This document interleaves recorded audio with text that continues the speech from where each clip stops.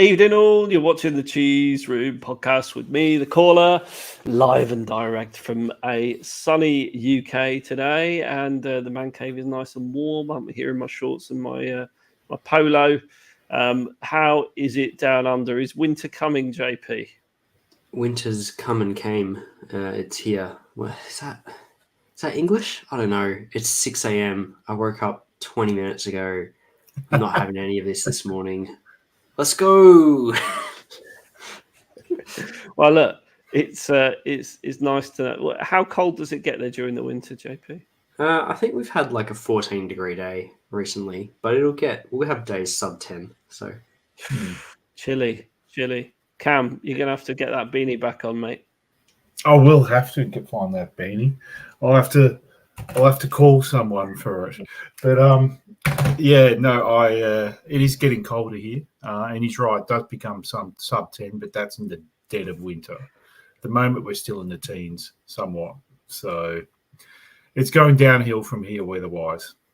It enthuses me massively that it does get cold in Australia because, everyone has this vision that Australia's this warm place. It was nice 21 degrees here today, blue skies, beautiful day. Someone's flexing. Flexing. Had a little barbecue.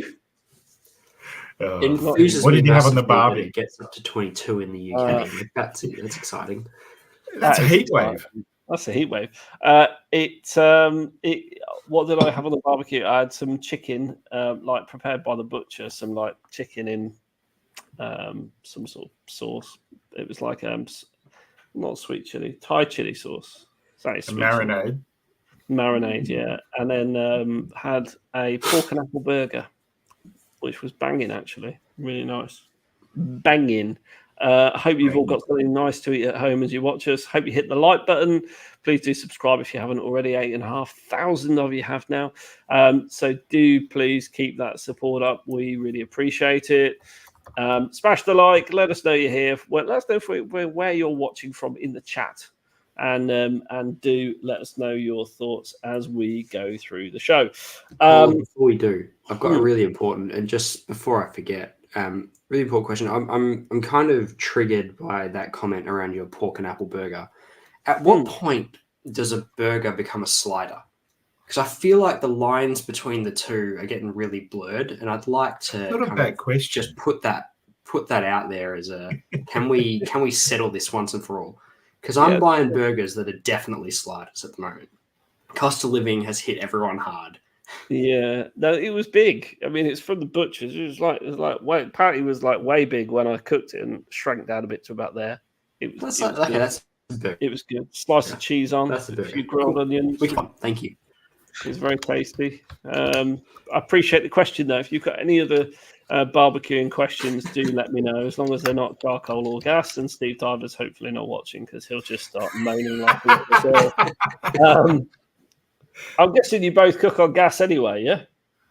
Gas is the way to go. I've got gas tapped into my barbecue, actually, so it's... what? Never out. There you go. Never out of gas. Yeah. Never run out, just like you do run out of charcoal, Cam. Look, when you're making your bushfire, I understand it, but, when you're at home, nothing better than, a gas barbie, pop a few shrimp on it. Let us know in the chat, gas or charcoal. And if there's anything interesting in there, we'll put it to the Australians, who, of course, are the masters of the barbecue. Let's talk football, if we have to. So we are coming into the match at home against Burnley tomorrow on the back of 4 straight defeats. That's not happened to Spurs for a very, very long time. Questions are being asked. Questions like, is Ange the man for the job? Questions like, does kamikaze football equal Ange ball? And I'm going to put them to this Australian panel tonight, and I'm going to take no prisoners. In fact, if I did take prisoners, I would absolutely send them to Australia. Look, 4 against Liverpool, 4-2. What are we doing wrong, Cam? I think we're not mentally turning up. I think Ange does need to make tweaks to his system, but he's obviously bone stubborn and got a lot of credits in his mental bank to knowing that his system's the best way. I think the players are tired. I think some Hang players. on. Whoa. I'm going to stop you just on that point. How can the players be tired? They have literally got knocked out of the League Cup at the first hurdle. The FA Cup, we didn't go deep. All they've been doing is playing Premier League football. They had 2 weeks before the North London derby. I'm not saying tired, but it could be just maybe there's definitely some mental thing happening there at the present time. I don't know what it is. I don't know. I can't put my finger on it. Maybe it's probably a mental tiredness, not so much a physical tiredness, because I think they don't have anything to play for. They did with top 4, but I can't put my finger on it as to why they're mentally not learning from their mistakes. I think Ange has some blame, but I do think that there's something in the locker room there I can't put my finger on it as to why they're not learning from the mistakes that they've made. Clearly, they're not coming to the races at each game. Liverpool blew us off the park, as did Arsenal. So I don't know what it is, but we're not learning from our mistakes. And look, the Arsenal game infuriated me because we did come back late. But to me, the first 60 minutes, Arsenal was ahead of us, well ahead of us. We might have had possession, we might have had this, might have had that, but they were clearly the better team. Now, I'll put my hand up and say I didn't watch the full Liverpool game because it was on in the middle of the night. I watched the reduced highlights, but that frustrated me just as much as well. And we came back late as we did against Arsenal. We're not coming into the first rounds of the fight to actually put up a fight. So is that not a case of other teams taking their foot off the gas as well? Point taken. I think it's partly that. In the case of Liverpool, just in case the extended highlights didn't cover it, they could have buried us so many times. Like they had so many chances. I read that. Open. It could have been 5-6. Easy. Yeah, people are saying 9-4, 10-4, 8-4. Like they're saying it was just a very open game. Do I think Ange needs to tweak things? Yes, I do. Do I think some of the players think that they're gone at the end of the season? Yes, and maybe that's why they're in an unmotivated mental state. But it's definitely mental for me at the moment because if you have a look at the start of the season where they are now, and considering that we had many more injuries at the start of the season, there's something that's mentally not happening. Physically, yeah, they might have a small toll, but you're right. Mm-hmm. They had all the cup games and everything. They were out of it early on. So I'm no psychologist, but I can definitely tell that it's a mental thing. Because against Arsenal at the Emirates, we had so many players injured and we put up a massive fight. And we finished 2-2. And feasibly, we could have won that game 3-2. So, for example, the comparison of performances is virtually night and day. So I don't know how Ange is going to remedy that. Clearly, at the end of the season, there's going to be a change of squad. But at the present time, I don't know how he's going to remedy the mental state of the squad. JP, what's your comment? You've been on the Ange bus since before it was a thing, as the kids say. But even you've got to start questioning. He's grumpy in the press conferences after he's lost. He's setting the side up to do exactly the same thing, which is, he's made no secret of. That's the way he's going to play, etc. But is it not a case that this job might just be too big for him? I mean, he's managed in the Farmers League of Scotland, where you can get away with a lot more. And, Japan, an Australian national team, which no one really cares about, unless you're Australian, I suppose you might. But, it's true, though, isn't it? It's just, is it that he needs to change his system, which we know he won't? Is it time for him to go, JP? Do we need to make another change? I'm not saying that's my view, by the way. I'm being deliberately provocative. Let us know what you think in the chat. Do it, and we'll come to some comments in a minute.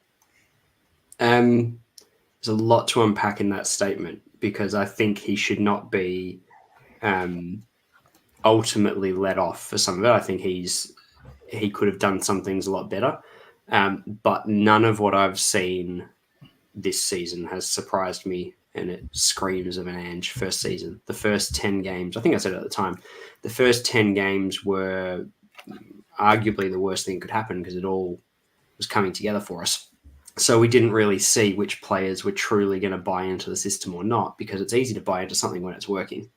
It's when it doesn't work, are you going to continue with it? And we're only just sort of been seeing that in the second half of the year. And I think that's why now you're coming out and hearing Andrew's coming out and you're hearing him saying, I need to turn over this squad, because now's the time he's actually learning the things he was hoping to learn in the first half of the season. And that has happened at every club he's been at. And once he's figured that out, then he's been able to turn things around. The first season with Ange is always about building a philosophy, not necessarily like tactically tweaking everything. It's always been, this is the way we're going to play, drilling it into people, good or bad, so you understand that this is the way we're going to play and that this is my role in that system and this is what I got to do. The second season, he starts working on the tweaks. I think he did that at Celtic. I think there was a stat that was flying around saying how many goals Celtic conceded from set pieces in his first season, and then in his second season, he halved it. And similarly, defensively, he won't change his system. He will still be open. That's the way we're going to play. I think I said when we signed him, we'll have 5-4 games. But towards that second season, that's when you start winning the 5-4 games. So, yeah, I mean, this is just for the moment. And if you're going to commit to an Ange team, this is what you go through in that first season. But, if we're still seeing these problems halfway through next, then I'll be worried. And I'll be saying, is it that the Premier League is just too high in quality, that he hasn't faced this before, that he's going to concede too many goals in order for his attacking system to work? But at the moment, we're not seeing his attacking system really work. And I think that's player buy-in, because I look at kind of what we're doing, and it doesn't have the hallmarks of an Ange system. An Ange system isn't slow. It doesn't struggle to break down low blocks. I mean, anyone who does a low block, it's going to be challenging to break it down, but it's not stodgy like it seems right now. So, yeah, I'm not concerned at this point. There are things I'd like to see him work on, but I have every faith that he will work on it. It's frustrating because in his mind, he's probably set on, no, there's key principles I need to work on this year. We'll work on the rest the year following. And we're just in that phase right now. James has just arrived. Welcome to the show, James. Add you in there. Hello. James, Ange Postecoglou, just chatting with the Aussies. Obviously, they've got slightly more informed or biased tilt, depending on your view. Just clarify, if he doesn't get it right, I'll be on the Ange out train. But I'm saying that this is not unexpected for an Ange team right now, and from what I've seen, moving forward will be okay. Let me fire back at you, and then I'll come to you, James, on what you think. If we start next season badly, and we finish this one, and if we get to Christmas and we're 10th, yeah, it's not working. That's when you would pull the trigger, is it? Yeah, I think there's, like anything, there's always nuance within that. Like, who have we played? How have we played? But if we're getting slumped in all those games and, we've turned around the squad significantly, then you start to have a question of, okay, like, does this, this system that's worked so well for you everywhere else, is the quality of attacker in this league too high to play that system? I don't think it is, because it's not too dissimilar from what Klopp employed, and it did take Klopp and Arteta 4 years to get theirs going, so maybe 18 months is too early, but and that's what Gub's saying here. Yeah, so we do need to be the evidence is there that this takes a long time to build a really successful team. Maybe it takes longer than Ange is used to, but I'm certainly not going to worry until that point, just based on my history with Ange teams. All right, James, thoughts on Ange Postecoglou? Lots of unhappy people on Twitter. I mean, there's always unhappy people on Twitter. Let's be kind of like the vacuum of life. But yeah, lots of noise in the last week. Obviously, on a very poor run of games, 4 games on the bounce, lost, albeit against good opposition teams. James, how do you see Ange's future? How long would you give him? And what's he need to change to sort this out? I think fundamentally you have to give him time, right? Arteta finished 8th with Arsenal twice and then 5th in his third season. It takes time to completely change the way a team plays. And also, we were bloody terrible last year. Like, we were abysmal, and then you lose Harry Kane, our best player. You're going to have a significant drop-off, and actually, we've been better this season. Is Ange a bit stubborn with his playing style? Oh, absolutely. Could he adjust? Yeah, sure. But you could also view it through the lens of, well, this is how I win titles. Why should I adjust in this season when next season I'm going to change large parts of the squad anyway, and this is how I intend to win titles? I mean, Jurgen Klopp is, aside from being really annoying and someone I'd quite like to punch, he is also equally dogmatic about his style of football, and that has probably cost Liverpool at some points, but equally it has translated to success. So I think you could argue exactly the same for Ange Postecoglou. The squad just isn't good enough. We have a pretty mediocre set of players and some very, very good players like Son, like Maddison, I think like Romero and Udogie and Van de Ven. It's just going to take him a bit of time. Now, if we're having the same conversation in a year's time, that's why I do start to get concerned. But I think the season was always going to be just a test run for his style of play, changing the philosophy of the club. Keep in mind, before Ange, we had Stellini, Mason, Conte, Mourinho, Nuno. Very defensive managers who played basically the footballing equivalent of hitting yourself with a brick. So changing that culture and the squad, which is, I mean, we needed to rebuild like 6 years ago, right?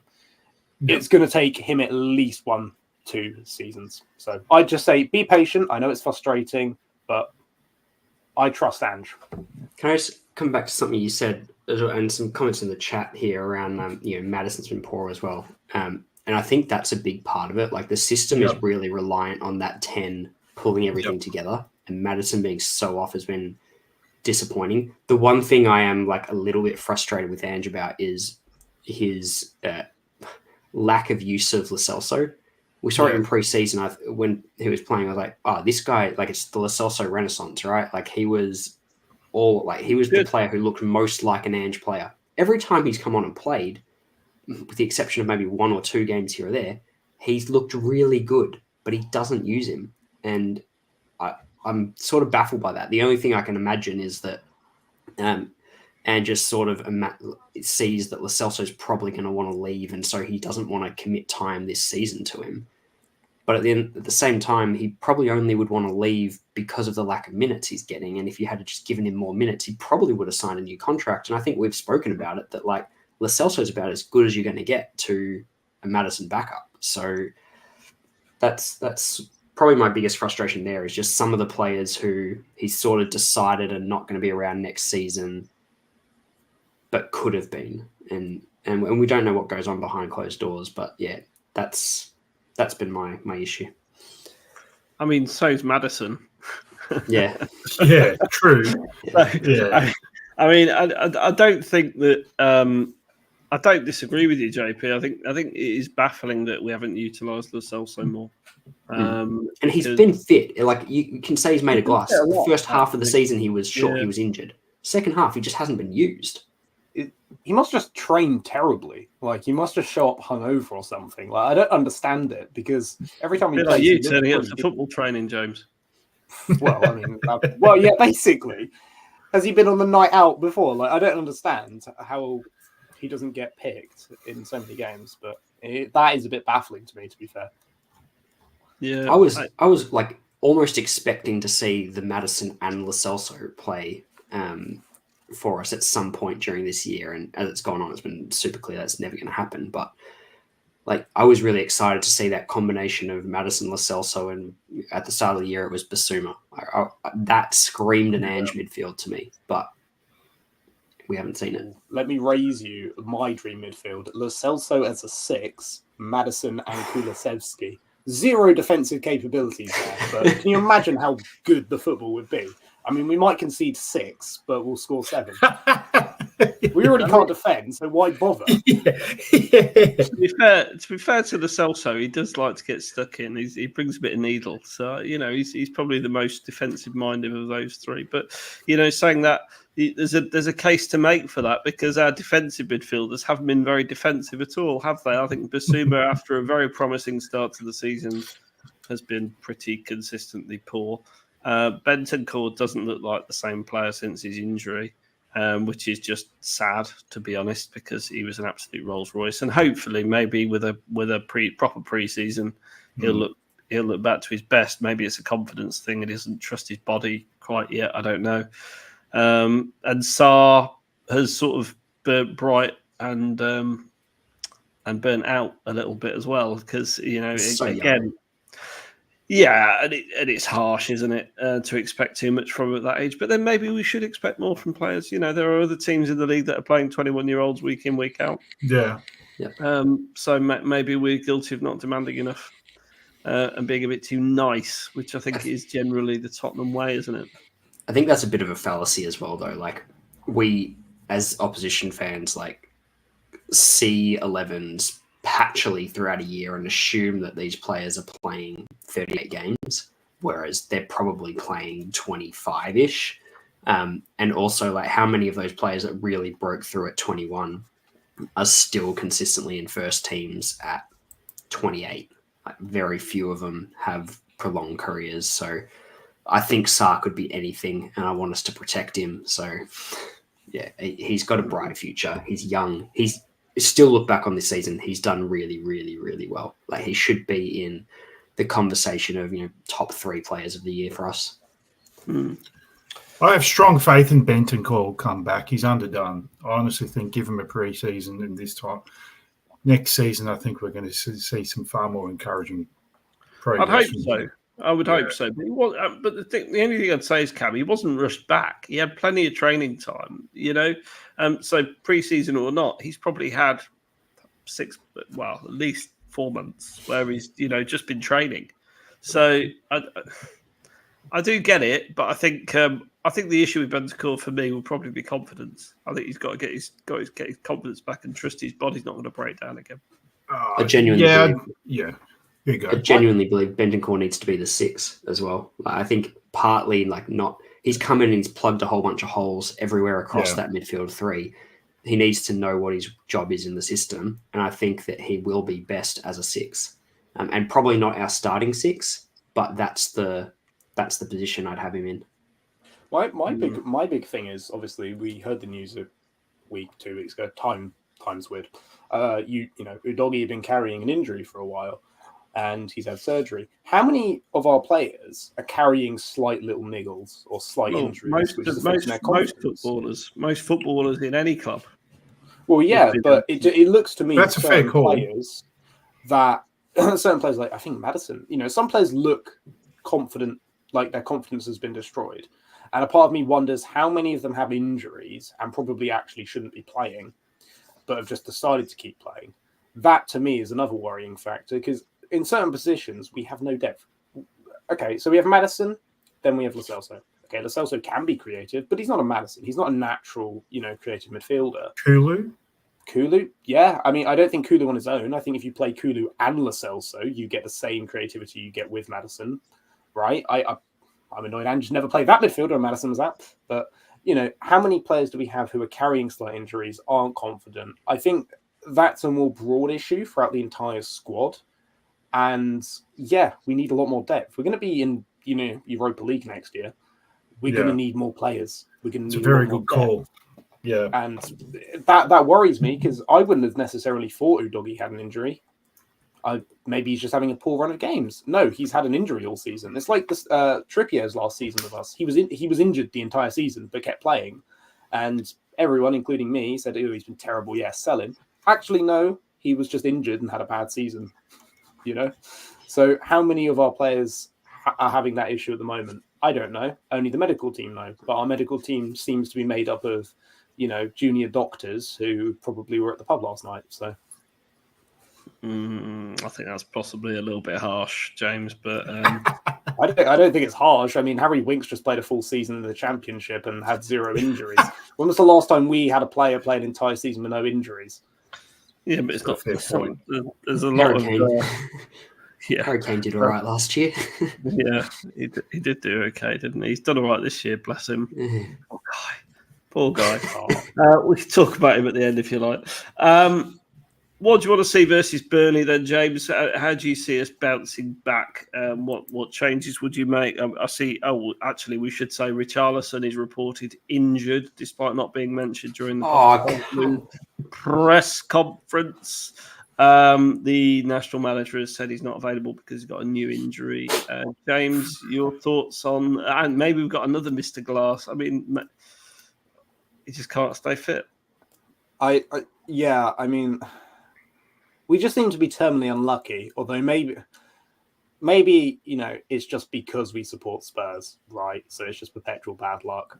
What would I like against Burnley? I don't know. Something different. I mean, obviously, I think we'll win because Burnley are terrible, right? They are just abysmal at football. They couldn't even beat Man U, right? So they're obviously awful.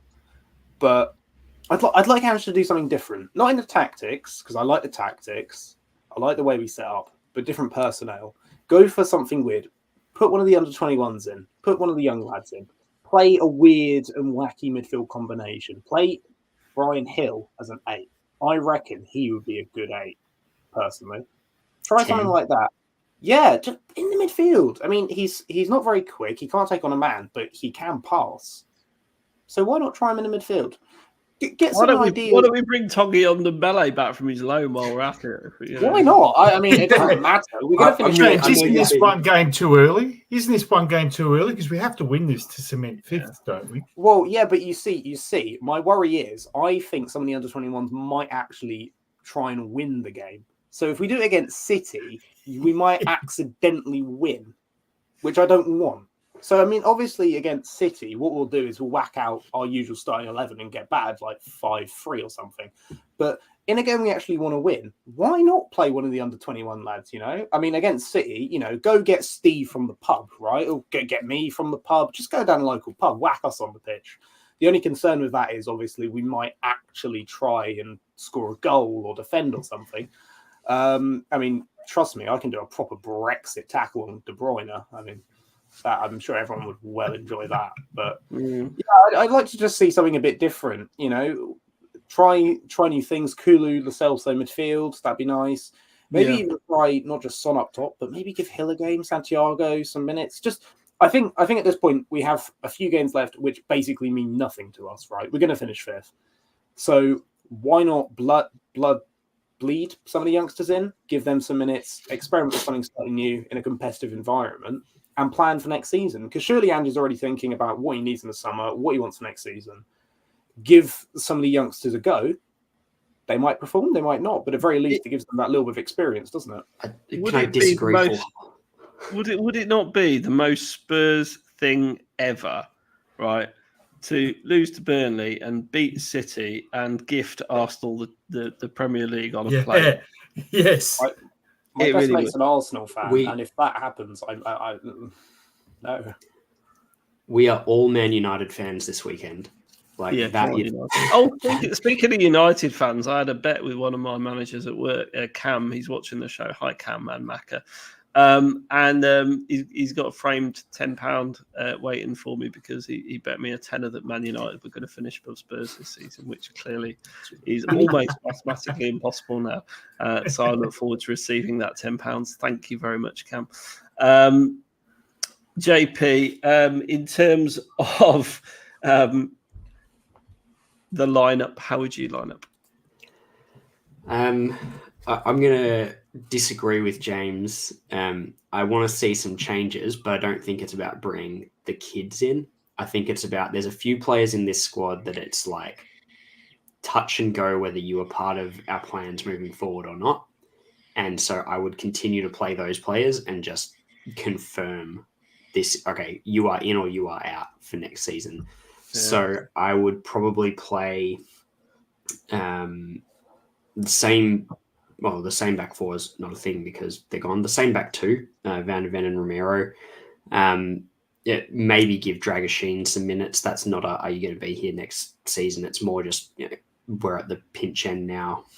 Sure, give someone a spell, save someone for City.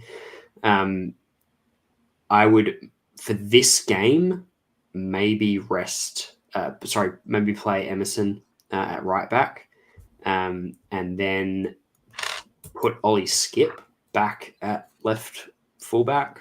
Sure, that didn't seem terrible.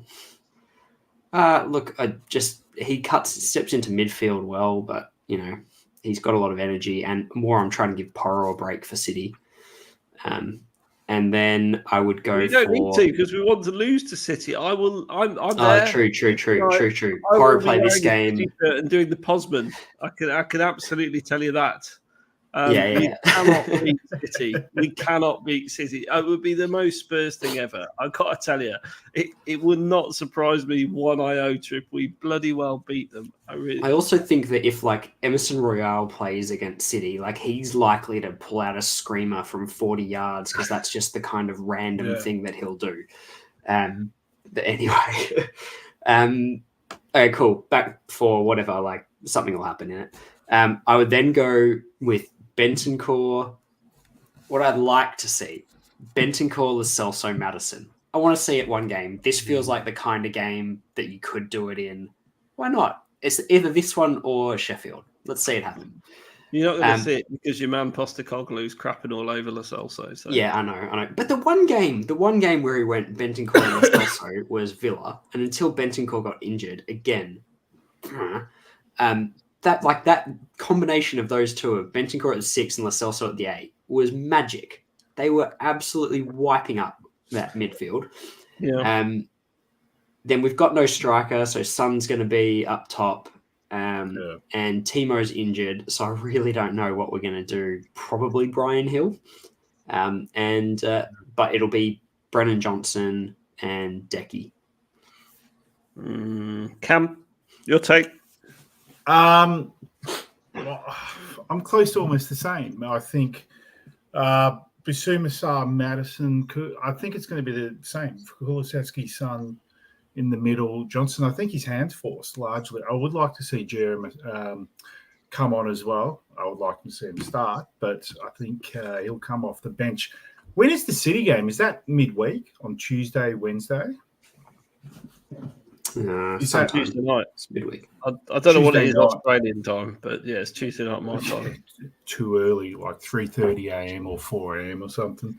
I think he's going to rotate the squad here. So I think it's similar to what James has said, of pretty much the same back four. I think we'll be skipped there. But it'll be Bissouma, Sarr, Maddison, Kulu, Son, and Johnson with a lot of substitutions, 3 in one go, like he habitually does, and annoys me sometimes. Upsets the flow. Burnley, what do you know about Burnley, James? Apart from the fact it's up tip north, and they like pies. What do you know? They're about to get relegated. They are. If they lose this, they are down. I mean, I know that I'm gonna watch them next season when they come to Frappin Park. That's the extent. The company's trying to get them to play good football, which I respect immensely. And he's failed because I don't think he's a very good manager. Imagine being the B-Tech version of Arteta. That's crazy. B-Tech of a B-Tech. I did a B-Tech, so I can't judge. C-Tech. D-Tech even, maybe. They'll try and play football, which is, I think, why they probably score a goal against us, but they'll be too open. Yeah. They'll be very open. They won't sit back. They won't play Dyche football, which would have probably kept them up if Sean Dyche was still manager. I think we'll probably be able to score quite a few goals. That's kind of the extent of my knowledge of Burnley from watching them. They try and play good football, but they have a bunch of championship quality players, so it doesn't really work in the Prem. I think it'll be one of those games where we go behind early on because we haven't quite woken up yet. And then we go score 2 before half-time, and then second half we score another 2, and maybe they get a late consolation. It'll be comfortable in the end, but we might, have a little early scare, or we'll score early and beat them, 5-1 or something. We need That's to what be I imagine will conscious. happen. We need to be really conscious that like this is their relegation game. They're They'll be 5 up for it. points. They're 5 points off Forest. So, and I don't know who plays first, us or Forest, but they will absolutely be up for this game. It's their like last chance saloon to stay up. So,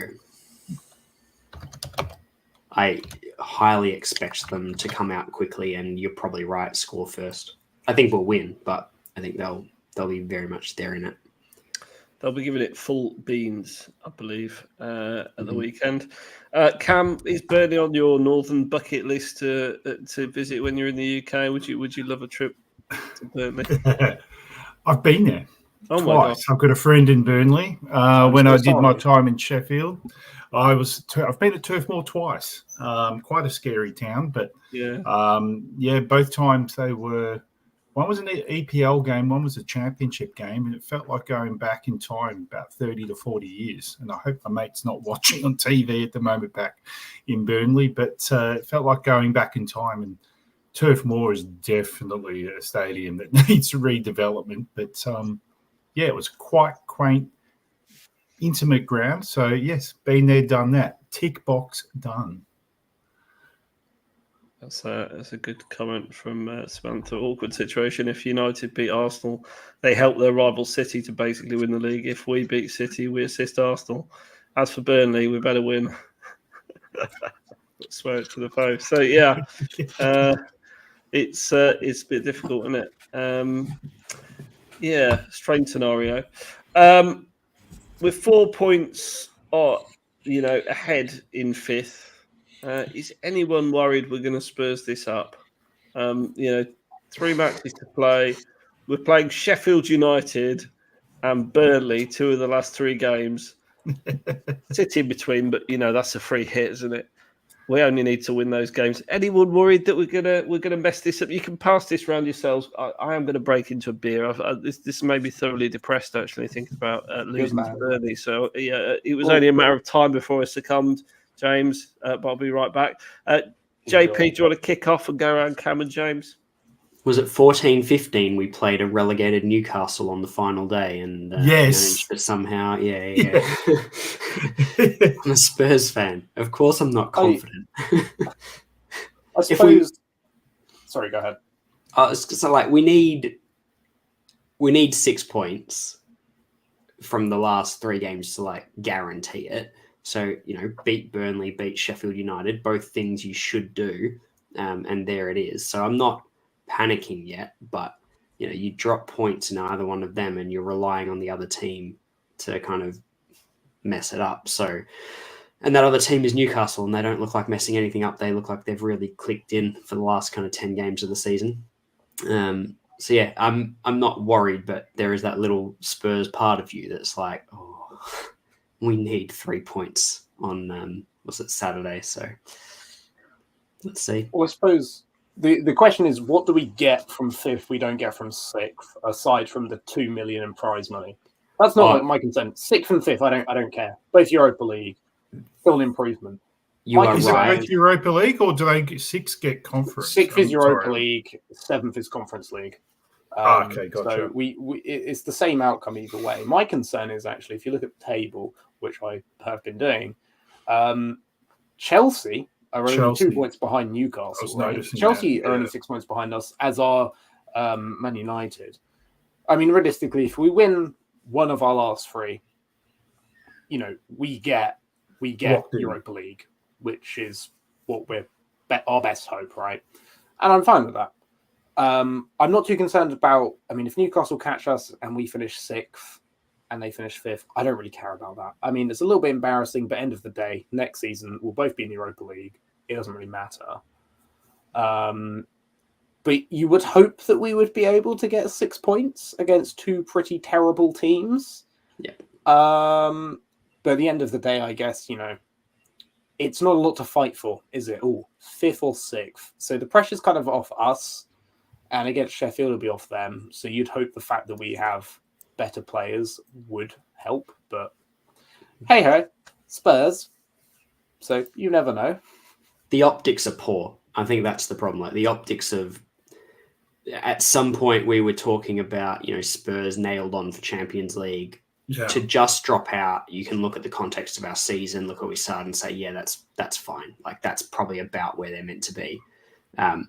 What would be disappointing is if the end to the season overshadowed really what season we actually had. And I think we need 2 wins to put that back into perspective. If we beat Burnley and we beat Sheffield, you can look back at this season and go, yeah, that's about where Spurs are.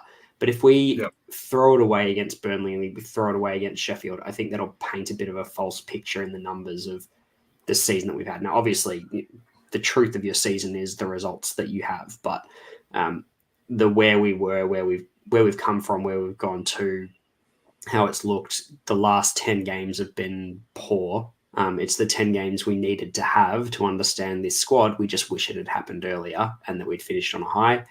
I'm not concerned about that, but others will be. And so I think the optics of finishing 6th are pretty bad.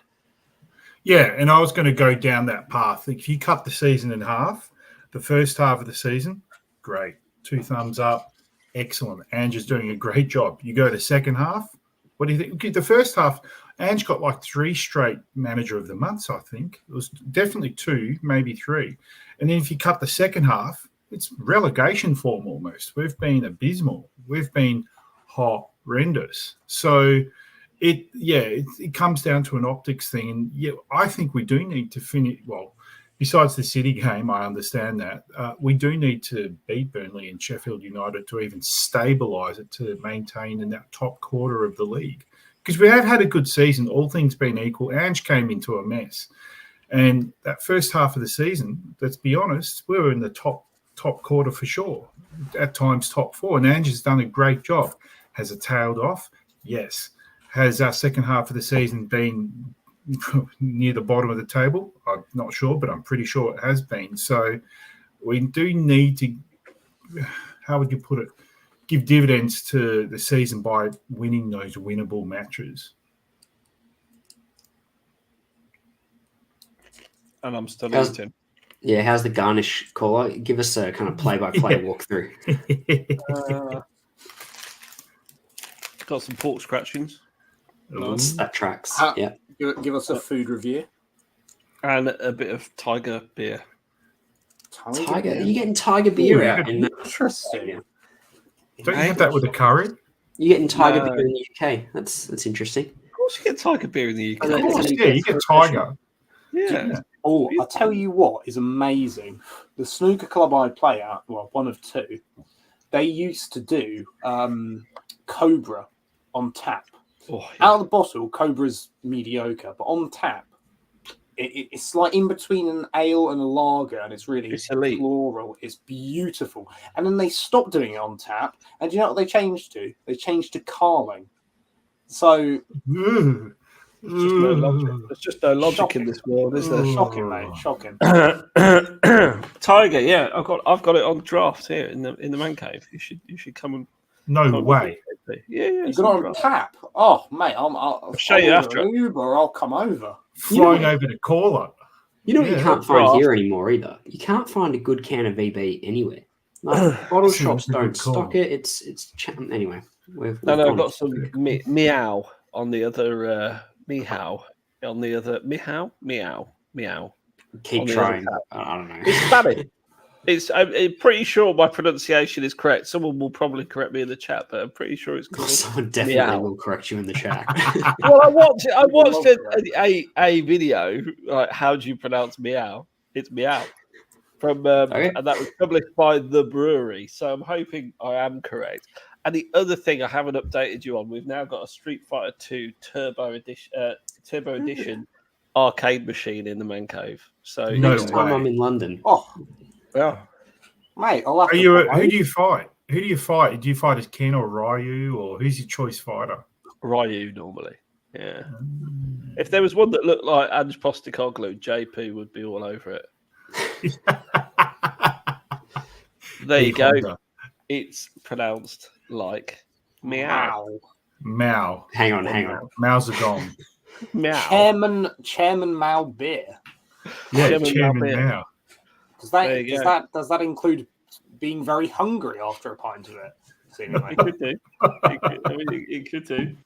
He could do. Go on then, what's your predictions for this then, JP?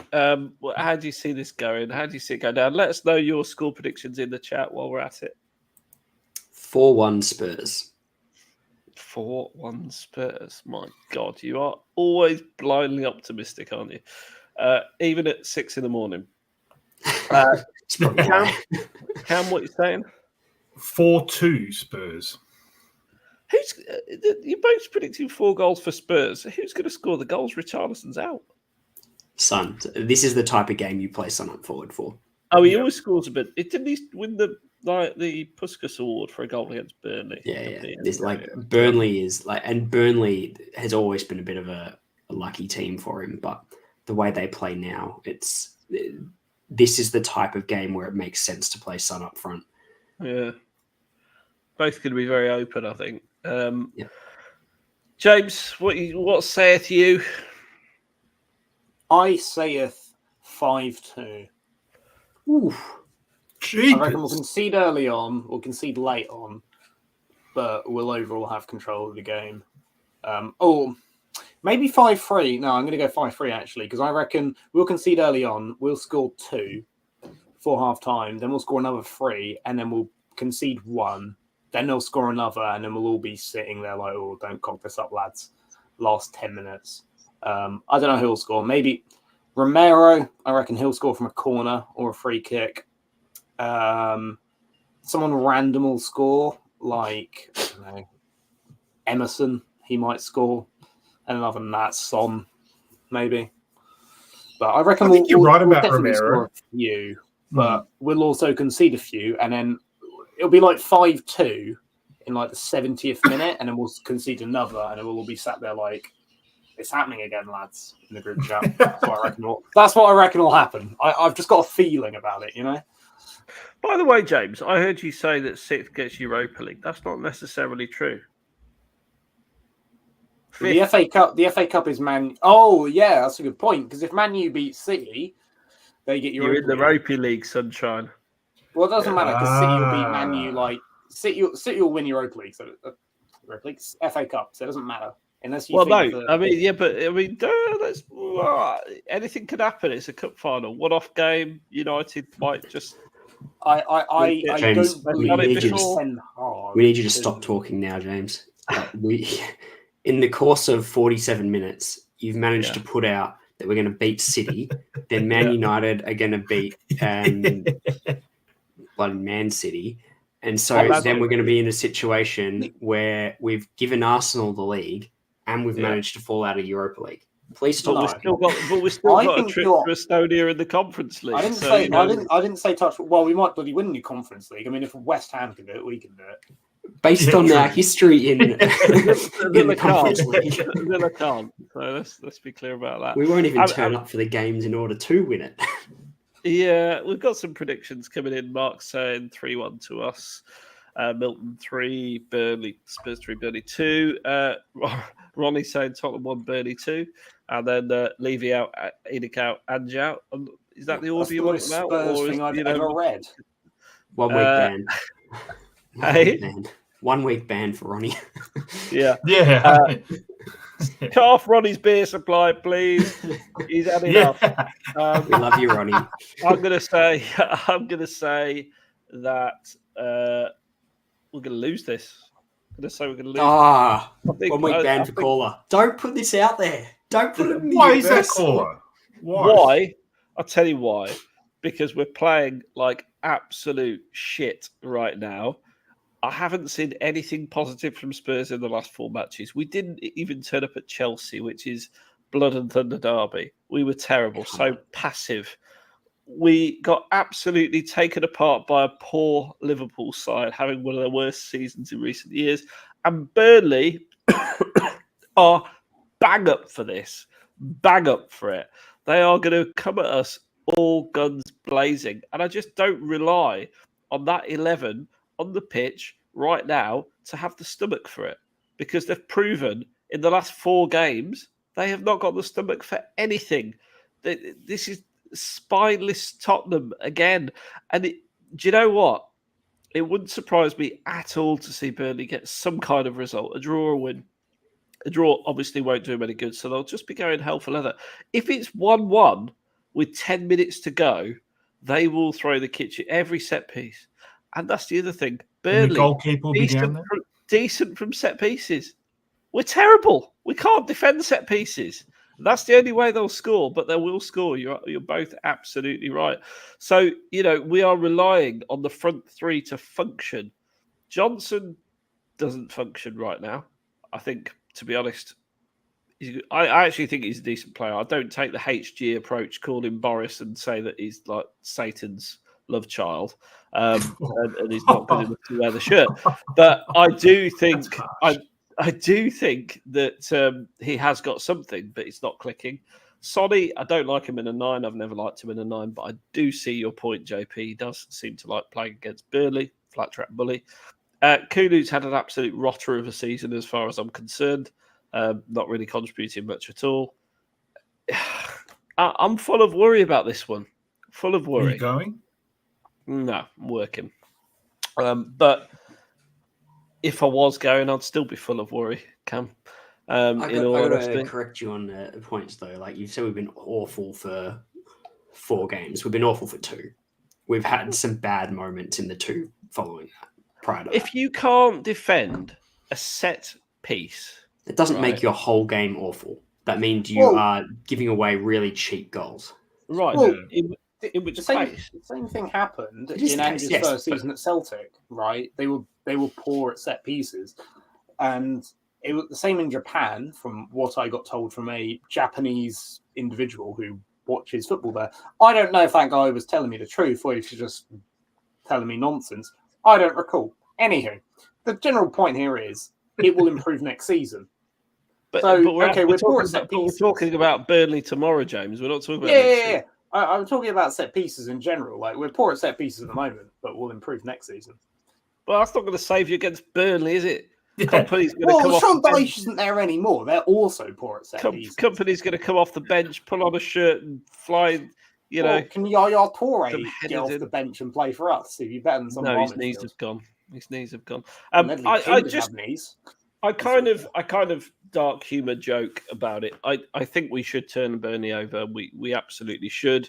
I don't think it'll be as big a score as you guys are suggesting, purely because we don't seem to be able to create good chances at the moment, and we are leaky as hell at the back.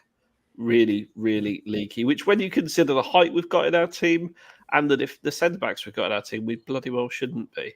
And that is just poor coaching. So I'm going to say it's be a draw. That's what I'm going to say. A 2-2 at Desmond. I hope I'm wrong. I hope I'm wrong. I really do hope I'm wrong. What I'm doing is, doing a negative positive. Expecting the worst, but really wanting the best. I think they can do it, but based on recent matches, not good. I think we have to remember as well, like, we're thinking about this terrible 4-game run, but if we put those 4 games on paper anywhere in the season, none of us expect any points out of those 4 games. Liverpool away, Arsenal's always a scare. Actually. Chelsea away, and I'm forgetting who the 4th one was. Newcastle away. So, personally, I would have expected a massive performance against Newcastle based on what happened there last season. Yeah, I still expected a loss. I expected a better performance. No, they had about 10 players injured. We should not be expecting a loss against them. That's it. Same as Chelsea. Chelsea had this chronic injuries. Always lose away. That was a youth. No, but look at how many players were out. They had half the fucking junior team in there. I expected to take points off Arsenal at home. I expected a point against Arsenal. Yeah, I expected a point as well. Liverpool away is the one I do agree with you on, because I think they're just better right now. You bunch all 4 of them together when we're already low on confidence and form, and it was never going to be a positive outcome. So I'm not excusing that by any means. I'm just saying that, like, we have, but then I'm surprised sometimes we went to Villa and won 4-0. This is it. It's like confidence conundrum. is everything, and we are really low on confidence at the moment. And we're also low on the players we need for the system to work. Like we're really relying on Son, who is By the not way, 9 for those games. And then Mr. Motivator, pop another shrimp on the bar to be Postecoglou, has then gone basically and told them all that, you might be out on your ear this year because I'm going to make wholesale changes. How do you think that sits with the squad? Not motivational, is it? Hopefully as like a bit of a lightning rod up their ass for the next 3 Yeah. games. Yeah. You'd like to think so, but it can work the other way. But you know what? Talking. At 3 games left in the season, that's the time to do it because you either see if it puts a lightning bolt up them or if it doesn't. And if it doesn't, buy. Yeah. If only. Well, yeah, but it's fair enough. Like negotiating. It's fair enough. You got it. Like some of these players have been underperforming. I think Bissouma is definitely hovering around the sellable status, and I think he needs to put a lightning rod up some of those players. You've got to be straight talking. You can't mamby-pamby. I don't think there's anything wrong with saying that. Well, look, I hope you are right, both of you gentlemen. We'll wrap the show there for tonight. James, thanks for dropping in. Cheers for having me. Been a pleasure. What have you got there? Wine. Oh, nice. Okay. Cam, very good. Nice. Some nice olives would be perfect with that. Cam, thanks for joining as ever. Good to be on as always. And JP, look, I appreciate how hard life is with children that are young. So, thanks for getting up early. If anyone saw, it should be like unseen footage of him. If anyone saw JP in the green room before the show, my God, he looked like death. I actually wanted to, send him a Barocca via, I'd like to thank Kick via Singapore. Yeah. This is not sponsored. So, but if they want to sponsor us, if they want to, we're open to it, Yeah. Dare Intense Espresso. Yeah, to wake us up. There we go. What have I got? I've got Immunity, Vit Hit. Beautiful. And a beer, don't you? And a Mao, a Chairman Mao. I've got a tiger, yeah. Thanks very much. Oh, yeah. So, look, thanks for watching. Don't forget to hit the subscribe button. Do please follow us on all the socials. The Pod Boys will be back with a match review. Look out for that over the weekend. We will hopefully be back Monday to preview and review the 3 points for Tottenham and onwards to the Europa League next season. So, until next time, come on, you Spurs. Come on, you Spurs. Come on, you Spurs.